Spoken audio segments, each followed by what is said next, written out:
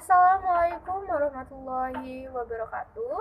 Nama saya Alentiara Rahmadiana dari kelas 18C Manajemen NPM 194110008. Di sini saya akan menjelaskan tentang manajemen resiko bisnis dan strategis. Pertama-tama, saya ingin berterima kasih kepada dosen pengampu mata kuliah saya, Manajemen Resiko. Beliau adalah Miss Nadia Lutfi Septiana, STR SOS MBE. Serta saya tidak lupa berterima kasih kepada teman-teman saya dari kelompok 1. Mereka adalah Krisnanda Rido Gusti, Bayu Kurniawan, Nailul Fadila, Rizky Pertiwi, dan Anju Safitri. Karena mereka lah yang menyusun PPT, Manajemen Resiko Bisnis dan Strategi. Pertama-tama, saya jelaskan tentang pengertian manajemen resiko bisnis ini terlebih dahulu.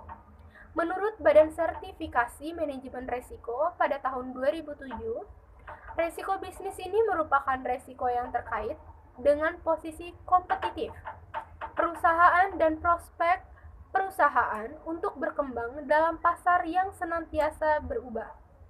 Sedangkan menurut Johan Putro pada tahun 2008, resiko bisnis ini merupakan potensi penyimpangan hasil korporasi, nilai perusahaan dan kekayaan pemegang saham, dan hasil keuangan karena perusahaan memasuki suatu bisnis tertentu dengan lingkungan industri yang khas dan menggunakan teknologi tertentu.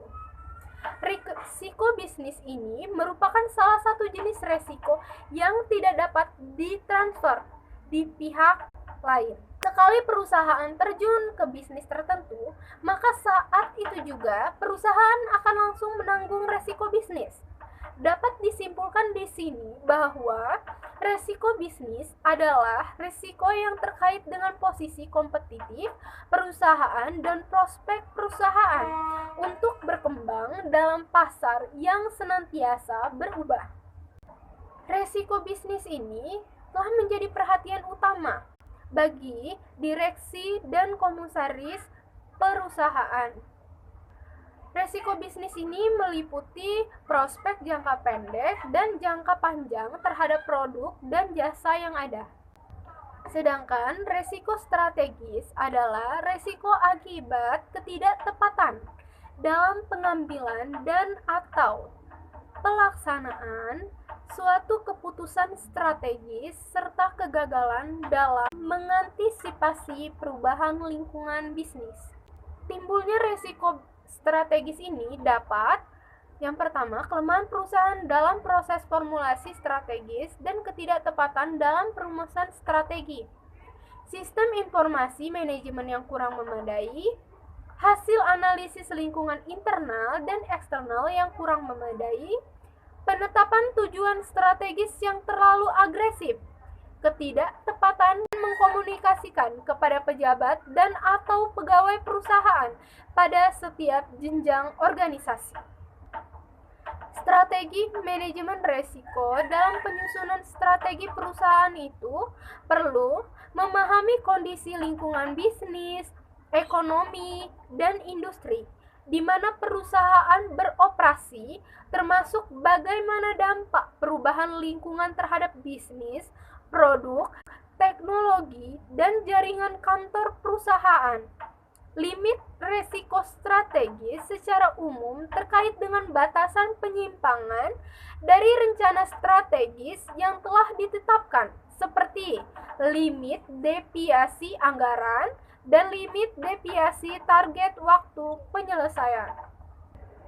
Proses identifikasi, pemantauan, dan pengendalian resiko serta sistem informasi untuk resiko strategis. Identifikasi resiko strategis perusahaan harus melakukan analisis resiko, terutama terhadap strategis yang membutuhkan banyak sumber daya atau beresiko tinggi, seperti strategi akuisisi, strategi diversifikasi dalam bentuk produk dan jasa. Pengukuran resiko strategis menggunakan indikator berupa tingkat kompleksitas strategis bisnis perusahaan, posisi bisnis perusahaan di industri, dan pencapaian rencana bisnis. Pemantauan resiko strategis dilakukan secara berkala dengan memperhatikan pengalaman di masa lalu yang disebabkan oleh resiko strategis atau penyimpangan pelaksanaan rencana strategis, serta munculnya isu-isu strategis akibat perubahan operasional dan lingkungan bisnis yang memiliki dampak negatif terhadap kondisi bisnis dan kondisi keuangan. Pengendalian risiko strategis ini harus dimiliki oleh perusahaan dalam implementasi strategi, kegagalan dalam mengantisipasi perubahan lingkungan bisnis. Tujuan manajemen risiko strategis itu sendiri adalah untuk memastikan bahwa proses manajemen risiko dapat meminimalkan kemungkinan dampak negatif dari ketidaktepatan pengambilan keputusan strategis dan kegagalan dalam mengantisipasi perubahan lingkungan bisnis.